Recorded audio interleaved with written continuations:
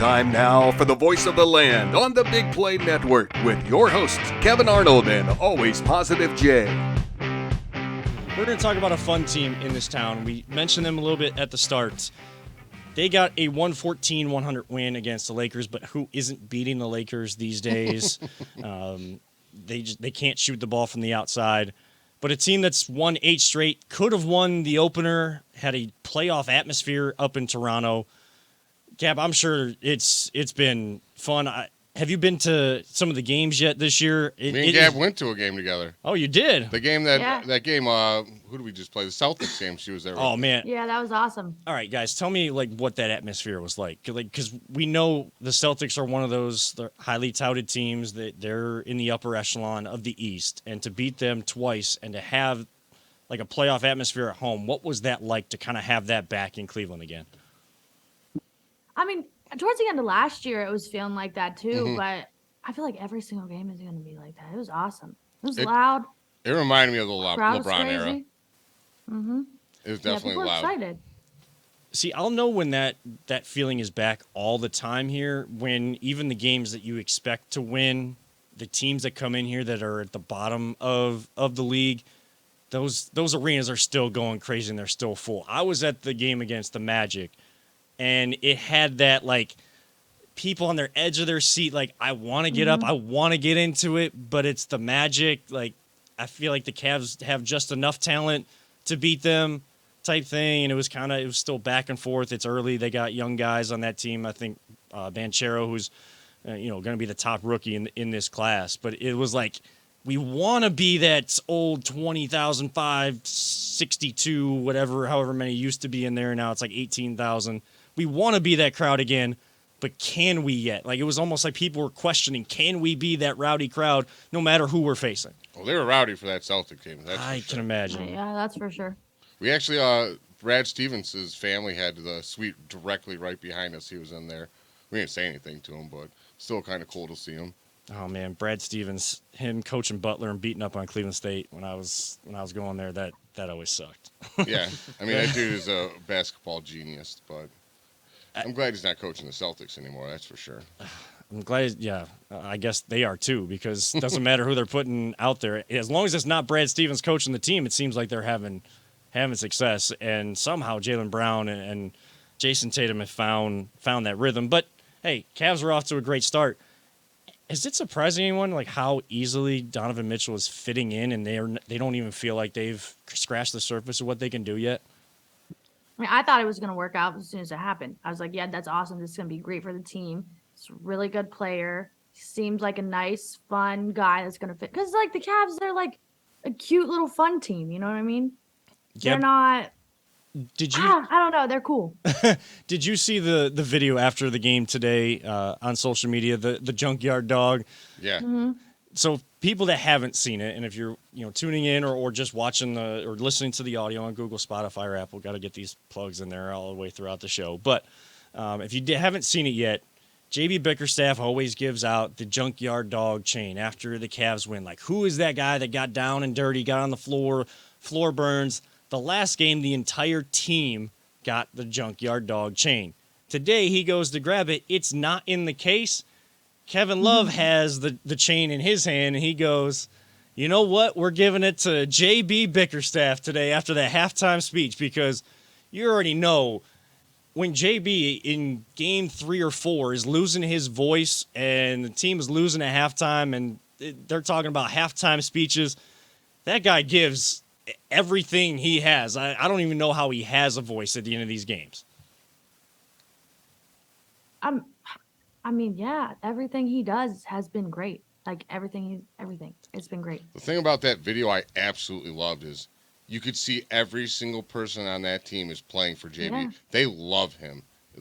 He's just got those guys eating right out of the palm of his hands. He says, do this, and they're like, yes, sir, let's go.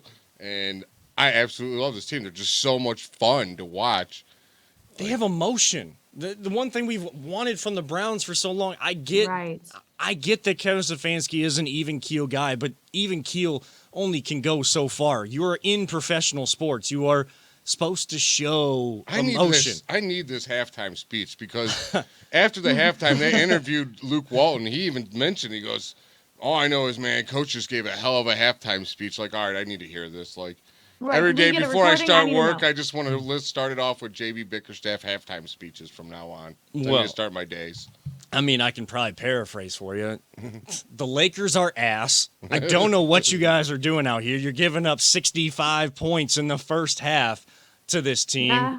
He probably dropped some LeBron shade, like saying this team. You know what I mean? Like saying like the only reason people know this team is because of this man, and you're gonna let him like do it again because he always beats the Cavs. I would love it if JB found a way to make it a cryptic statement about LeBron, just like LeBron likes to do cryptic tweets or social media posts out there. Like that would be the ultimate thing. But of course, we know that if LeBron became available, like I would Yeah, 100%. would you Yeah, guys easy. would you guys take LeBron back here, being at the point he's at now, where he's willing to he was willing to fall back behind Anthony Davis, and Anthony Davis can't stay Yeah, on the floor. 100%. Here, I'll put it this way. I'm not trading anything for LeBron, but if it was free agent, I'd take him. And if I, like, because Freebie, yeah, come on. I wouldn't even give up Kevin Love right now, like, because I just love him too much, and he deserves. mean- like, just because since that dude got here, they were trying to trade the poor guy, and now he's here, just being the veteran coming off the bench. And yeah, I probably shouldn't play highlights when I'm on my podcast. It's okay. We've already had someone talking we got a talking weird about feed. fixing their car, like the chassis on their car or something today. Out of nowhere. Somehow we had like It reminded me of like when you used to have like, you might even be too young, when you would have wireless Like house phone. the cordless phones. Yeah, you'd have the cordless house phones, and then you'd pick up people's like baby monitors and stuff. Like, what the hell's going on here? Yeah, it's been a night over here, Gab. Trust me, That's funny. It's been a night, but it helps when you at least have a team on a Sunday that that you have faith in that can win a Yeah. game. Is there one area that you've seen? We're kind of to the 10-game mark. Is there an area, Jay or Gab, that you've seen that this team could really add a piece? Is it that wing that they're still missing on this team? Because that's where I see, like, taking it from where they're at now as they progress throughout the year to taking it to that next level to truly competing when you get to the end of the season. I feel like it's that true 3-and-D that Karis LeVert is trying to become but has not fully gotten He's into doing just pretty yet. good defensively this year, and Okoro's amazing defensively this year. His offense, But he just can't score for. no, Just can't score. he's got Yeah. the yips when it comes to shooting that corner three, and I know he could shoot it better than what he is this year. I think that's just a mental thing. Maybe he should try somewhere else. Maybe move around a little bit. Maybe not the corner three. I Maybe mean, a layup. because people are going to leave him open. Yeah, they're because- just daring him to shoot. yeah. Right. That's taking the LeBron model of playing defense. Like LeBron looks at guys' percentages from the floor and from different spots around the floor, and if you don't show that you can shoot wide open, he isn't going to guard you. If you hit a couple, he'll give it to you, but you have to do it consistently enough. And Okoro to get more minutes, he's got to score. That's a big problem. That's what's going to take, if he can score, that's what's going to take a deep-ish team to a deep contending team. I don't even think, honestly, guys, I don't think they need him to score all that much. If he can come in and his role is lockdown defender, you got scoring from Mitchell, Garland, Love, LeVert. You got Allen dunking on people. Mobley can score. Like, there's scores on the team. Seti Osman can shoot the three now. Wade can shoot the three. Like, you have scores. Plenty of scores. If he could literally just come in and he's just locked down defender, he'll have a spot always on the team. Like, he'll make a difference. But you just need to have that. You always got that's what's got to be your role, I guess. Yeah, I just think when you in those moments like today in the first half, if you and I was, we were out, wife and I, we were out downtown. We were kind of like at a restaurant. We could see the game going on. And I saw the stat pop up that in the first half, the Cavs had 42 points from Garland and Mitchell. They only had 10 from the rest of their team at that point. I think they ended up with like 13 from the rest of the team in the first half. When other guys aren't scoring, and as the game goes, if Garland and Mitchell are going off, teams are going to be able to they're going to be able to stem the tide against them. You're going to need guys to come off the bench that are going to end up with wide open opportunities. Maybe not that many. You're going to need them to knock them down, and Okoro needs to be one of those guys on this team. If other guys aren't stepping up, if we didn't get Mitchell, I think that dude's so good he's covering those warts up. Like, that's where I think he has elevated this team. Like, yeah. If we didn't have him, this team, like, Okoro would be killing us. But Mitchell is so good offensively, especially in the clutch moments. He's covering those warts up of him. And I love the fact that he picked him up after the one post game and mentioned how he's playing amazing D and his offense will come. Like, that's a leader right there. I still can't believe we got him. Like, I absolutely love this guy. I can't believe that we got him and people were like, oh my God, we're getting rid of Colin Sexton. These people don't watch other Colin teams, just I guess. didn't fit. I don't know. Unless he wanted to be a 6-man. That was the only way he was Right, going to and fit. Like, see, he's a good ball player. I have 2 Cleveland sports takes that was like the hill I was dying on. I was never going to change my mind. Here's the 2. Baker Mayfield, not good. Off the team. Second one, Colin Sexton, 6-man. Both of those were very controversial for whatever reason that was. I don't know, because people like to argue. Like, we always say, like, Right. if everyone knew anything and everything about sports, we'd be millionaires betting on gambling, and no one becomes a millionaire betting on sports because no one knows everything. Right. People get upset about sports opinions too much. It's like, sports, they're Colin great. Sexton does something to these people. I don't know what he does, the chokehold he has on these people. I love did a Colin number. Sexton. I actually Colin. I wanted him to draft him because I love the fact Yeah. that when he was in I like Alabama and he had to play a team 3-on-5 and he was like single-handedly almost won that game. Yeah. I'm like, all right, I like that guy. That guy's got heart. Yeah. So I I had like nothing him, bad to but say the about fans him. are He just crazy. sometimes it's fit. Like, it wasn't like he was a bad person, didn't fit like that.